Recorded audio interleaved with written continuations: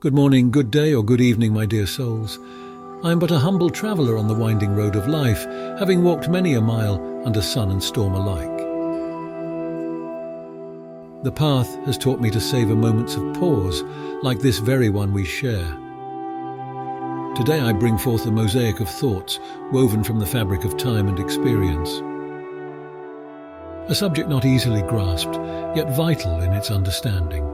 As we delve into these waters, I ask for your patience and an open heart. Let your mind be like the still pond, where every word dropped creates ripples of understanding. For in complexity often lies simplicity. Let us embark on this journey together. Listen, not just with your ears, but with the very essence of your being. For what we are about to unravel is a tale as old as time and as intricate as the tapestries of fate. Let us journey across the vast tapestry of Tolkien's universe, from the echoing melodies of the Ainulindale to the final whispers of the Fourth Age. A realm where myths were woven, heroes were forged, and where every corner of Middle-earth and beyond reverberates with tales of valour, sacrifice and hope.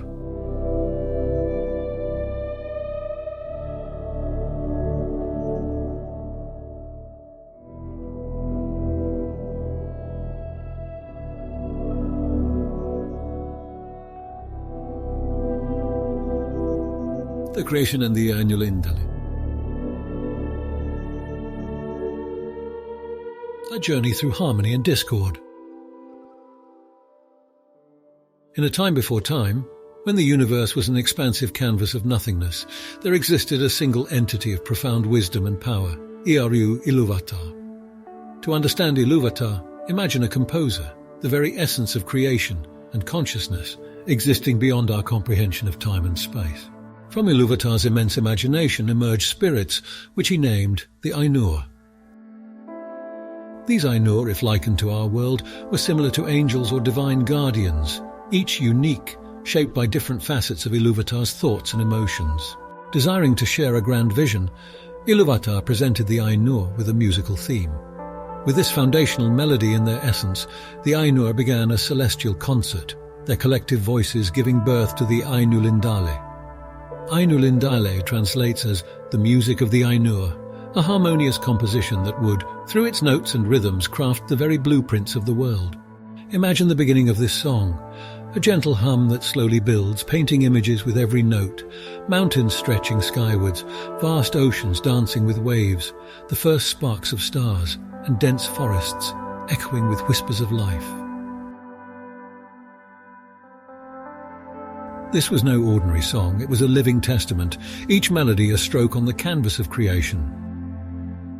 Lórien, a spirit devoted to dreams and visions. While most Ainur sang with passion and vigour, Lórien's tune was a gentle whisper, easy to overlook amidst the powerful choruses. Yet those who truly listened found themselves enveloped in visions of tranquility and peace. As the world was shaped, Lórien would become a haven for spirits seeking respite from the world's tumult. Nienna, the Lady of Mercy and Mourning, wept for the world's impending sorrows. Her tears were not of despair but of compassion. Each tear became a shimmering pool in the world, places where hope could be rediscovered. It's said that those who drink from Nienna's pools gain resilience and the strength to endure hardships. Manwë, the noblest of the Ainur and later king of the Valar, perceived the world's highest peaks and the vastness of the skies during the Ainulindale. He introduced a theme filled with the rush of winds and the freedom of birds in flight. This foresight would later lead him to establish his realm atop the towering Mount Taniqatil, the closest point to the undying realms beyond the world. However, as is the nature of any great tale, conflict arose. Enter Melkor, one of the most potent Ainur. Imagine the star pupil, endowed with vast knowledge and understanding, but with ambition and desires that stretched beyond the script. As the Ainulindale progressed, Melkor began interjecting his melodies, attempting to divert the grand concert to his whims. Before the Great Discord, Melkor's brilliance and creativity were unmatched, but a seed of jealousy sprouted when he learned he did not possess all aspects of Iru's thoughts. He wandered the void, searching for the flame imperishable, the secret fire and source of true creation. In his quest, he found only emptiness, fueling his resentment. His voice, powerful and intoxicating, led some of the Ainur astray. His notes introduced chaos, thunderous clashes, fiery tempests, and tumultuous upheavals. The world's very fabric, woven in harmonious melodies, was now threatened by Melkor's conflicting ambitions. Varda, Queen of the Stars, sang a delicate and ethereal theme, hinting at the vastness of the cosmos. As Melkor's discord grew, Varda danced across the void, sprinkling it with stars. Her luminescent constellation served as a beacon of hope and a reminder of the Ainulindale's original purity.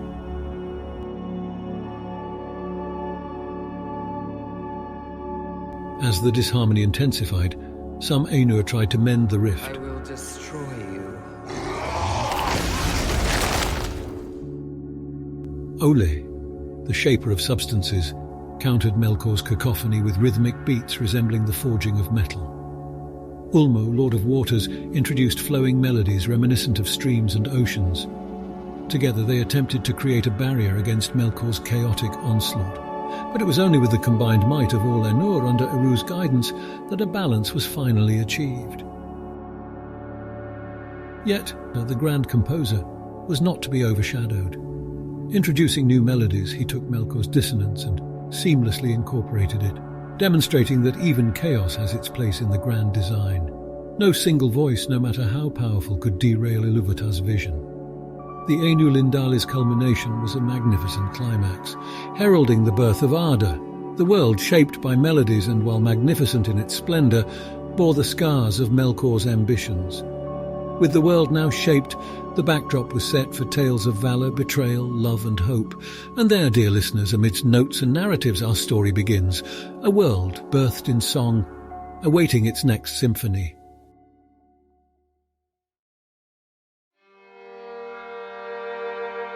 The valor, the mire and the shaping of Arda. Guardians and usurpers.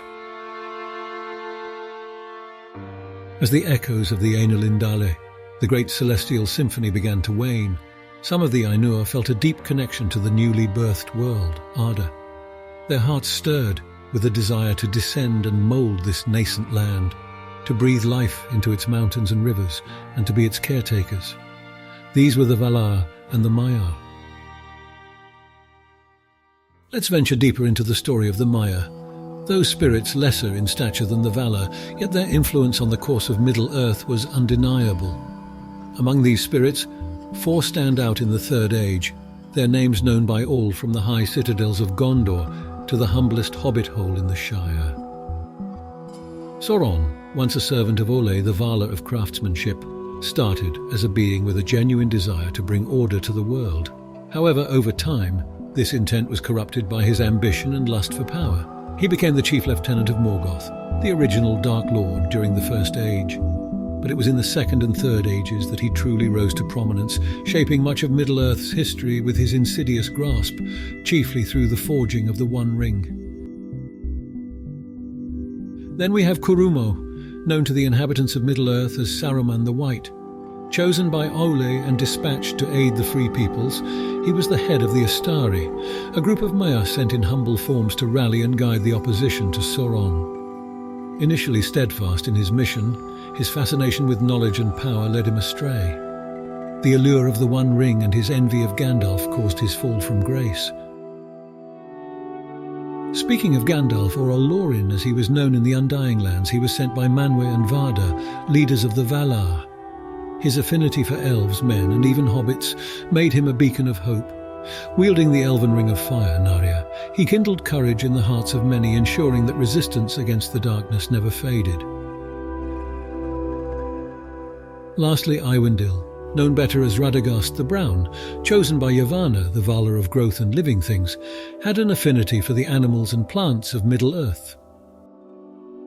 Living in the eaves of Mirkwood, he was less involved in the grand political affairs of the world. However, his contribution, such as his inadvertent aid in the escape of Gandalf from Orthanc and his communion with the birds and beasts, played a subtle but crucial role.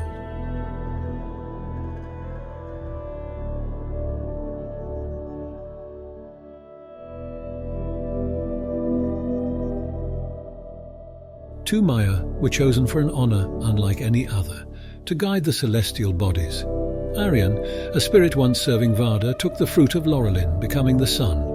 Tilion, a huntsman of Orome, chose the flower of Telperion, guiding the moon. Their dance in the skies became fundamental to Arda's time, seasons, and the lives of its inhabitants. Under their touch, mountains soared, forests spread like green tapestries, rivers danced, and stars twinkled in the night sky. However, the shadow of discord loomed large. Melkor, who had previously sown chaos in the Ainulindale, now cast his covetous eyes upon Arda. He viewed it not as a canvas to nurture, but as a throne to claim. Declaring Arda as his realm, Melkor's ambitions led to strife and contention. His very presence seemed to mar the world. Where once there was harmony, now there was division. Conflicts erupted. The Valar, guardians of Arda, couldn't stand by and watch Melkor claim what they considered a shared inheritance. Battles of immense scale and power, unimaginable to mortals, raged across the lands, skies and seas. The shaping of Arda was not just a labour of love, but also a saga of resistance against Melkor's tyranny. In the midst of this cosmic struggle, the world underwent many transformations. Continents shifted, seas roared with fury, and even the very weather seemed to reflect the battle of wills between the Valar and Melkor. He sought to mock and mar the Valar's creations. Dragons, trolls, and other foul creatures arose from his twisted imagination, but perhaps his cruelest deed was corrupting the Maiar who followed him. Chief among these was Sauron, who would later orchestrate many dark deeds, echoing Melkor's malevolence. This was a pivotal chapter in Arda's history, a testament to the eternal clash between creation and domination. The Valar and the Maiar, in their roles as stewards and protectors, laid down the groundwork for a world where free beings could one day thrive, live, and tell their own tales. But the shadow of Melkor, with his insatiable lust for power, served as a constant reminder that this world was a stage for both wonders and perils. In this intricate dance of power, love, and ambition, the saga of Arda unfolded, setting the stage for races, kingdoms, heroes, and legends that would shape the ages to come.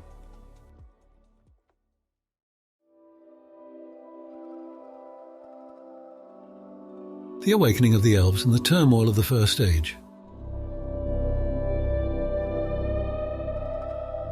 A tale of light and shadow. Amidst the vast tapestry of Arda, with its mountains, forests and shores, a new chapter began. The night was painted with the shimmer of countless stars when the first children of Ilúvatar awakened. They were the Elves, the firstborn, a race imbued with grace, beauty, and a deep connection to the world. Their eyes, upon opening, beheld the starlight, and that celestial glow forever remained in their hearts. When the Elves first awakened by the waters of Cuiviénen, the world was lit only by the starlight of Varda's making. These stars were their first friends, and their earliest songs were dedicated to the shimmering patterns overhead. This deep connection to the night sky became an intrinsic part of the elven spirit, nurturing their love for beauty and their affinity for light. While the Valar rejoiced at the coming of the Elves, Melkor, ever envious, saw another opportunity to exert his influence. Melkor's envy and malice knew no bounds. He captured some of the newly awakened Elves, twisting and corrupting them through dark sorcery to create the first orcs. This brutal perversion was an affront to Eru's creation, and the enmity between elves and orcs became a defining conflict of the ages. Witnessing this desecration, the Valar knew that they could not let Melkor's malevolence go unchecked. Led by Tulkas, the mightiest in strength and valor, they waged a fierce war against Melkor, culminating in his capture. They bound him in chains and imprisoned him in Valinor, the Blessed Realm, thinking this would herald an age of peace.